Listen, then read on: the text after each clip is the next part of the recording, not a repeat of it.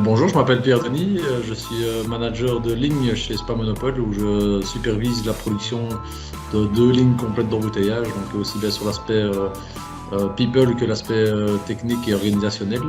Ça fait bientôt 1 an que je suis chez Spa Monopole, après avoir travaillé dans d'autres industries agroalimentaires comme celle de la charcuterie ou du fromage principalement, où j'occupais également des fonctions de responsable dans le secteur de la production. J'ai fait mes études en agronomie et je suis sorti il y a une quinzaine d'années, et donc j'ai toujours travaillé dans l'industrie agroalimentaire et je trouve que c'est assez enthousiasmant.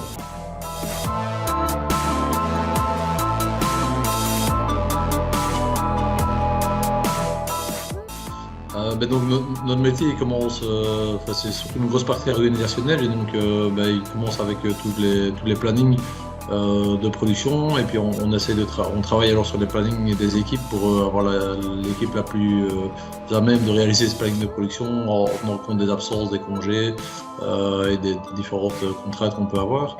Et puis on a la mission également de régler tous les problèmes qui peuvent intervenir sur une ligne de production, que ce soit une ligne d'embouteillage ou autre.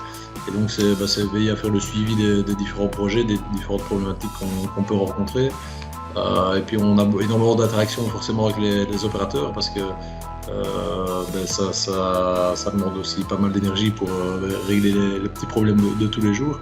Et donc il y a ce côté et technique et social qui sont imbriqués l'un dans l'autre et qui nous occupent au quotidien.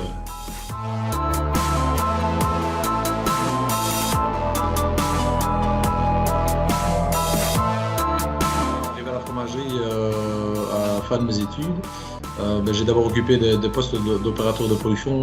L'intérêt premier, c'était de découvrir le travail et de comprendre le travail au mieux, et donc la relation avec les collègues, etc. aussi était importante à découvrir. Et donc par la suite, j'ai occupé un premier poste de responsable du département emballage. Donc là, je m'occupais de tout ce qui était planning et organisation d'un atelier où il y avait une dizaine de personnes. Au fur et à mesure du développement de la société et de mon développement, j'ai ensuite pris un second département qui était celui de l'affinage, juste au préalable de celui d'emballage conditionnement. Et donc là, il y avait à peu près le double de personnes, donc une vingtaine de personnes. Et enfin, ma dernière évolution au sein de la fromagerie, j'ai été responsable de production de l'entièreté du process, à savoir depuis la réception du lait jusqu'à l'emballage et le conditionnement. Et donc là, il y avait une cinquantaine d'opérateurs de production qui étaient structurés avec des chefs d'équipe qui géraient toute la transformation du lait jusqu'au fromage emballé et prêt à être livré chez nos clients. J'ai travaillé une dizaine d'années à la fromagerie, et comme responsable de production, je suis resté 4 ans. Donc en 5-6 ans, je suis passé. Non, c'est clair que quand j'ai démarré à la fromagerie comme opérateur de production, il y avait déjà une voie qui était plutôt dessinée. Donc c'est une évolution qui s'est faite petit à petit, et je trouve que c'était aussi intéressant de ne pas arriver dès qu'on sort des études avec trop de responsabilités.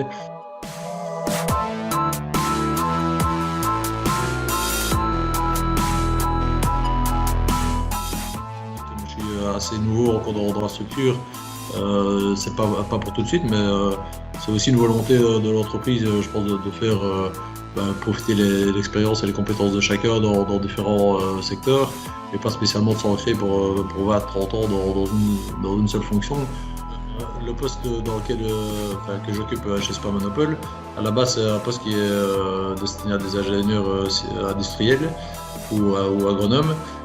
Aujourd'hui, sur l'équipe, on est la moitié peut-être avoir suivi des études supérieures de type long, et la moitié avec des études de type court. Donc c'est vrai que ceux qui veulent s'investir, et il y a moyen de faire leur place en tout cas.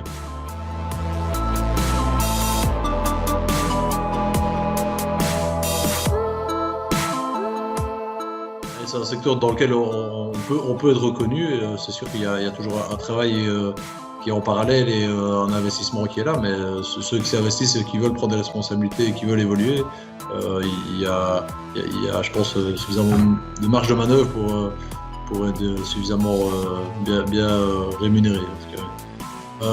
Moi aujourd'hui, forcément, il y a eu aussi mon évolution professionnelle qui a fait que que j'en suis là aujourd'hui. Mais aujourd'hui, je peux dire que j'ai un salaire qui est confortable et qui me permet de vivre et de faire mieux que vivre par rapport à mon travail.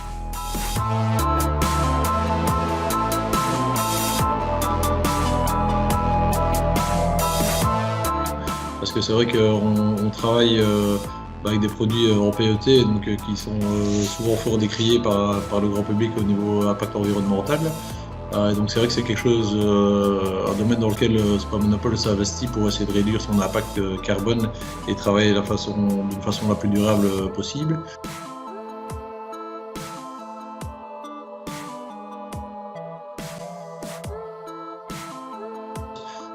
On travaille aussi plutôt dans le respect d'un produit authentique et peu transformé, et donc avec un produit du terroir, un goût qui est là, sans spécialement aller hyper transformer ou rajouter plein d'ingrédients non strictement nécessaires et qui sont là pour augmenter la productivité un maximum et réduire les coûts. Moi je trouve que c'est plus enrichissant au niveau personnel de travailler dans des entreprises comme celle-là.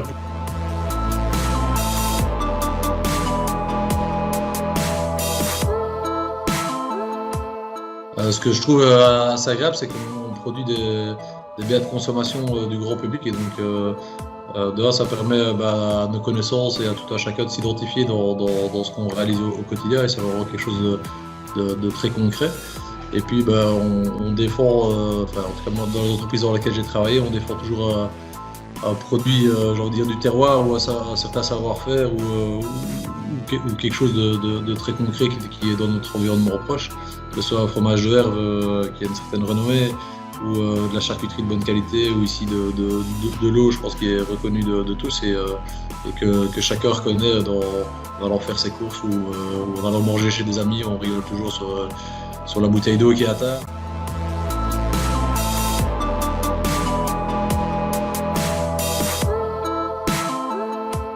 Gros secteur, en tout cas d'emploi notamment, mais c'est aussi un secteur où il y a énormément de petites structures et de petites entreprises. On a beaucoup de référentiels qualité qui sont parfois imposés par nos clients, ou parfois qui sont une volonté de l'entreprise de développer, qui nous garantissent d'avoir et des produits de qualité, et qui sont produits avec des normes correctes de qualité, et respectueuses de l'environnement et du social aussi. Mais je pense que c'est vraiment un travail de tout le monde de défendre le secteur par les produits qu'on réalise et la façon dont on travaille.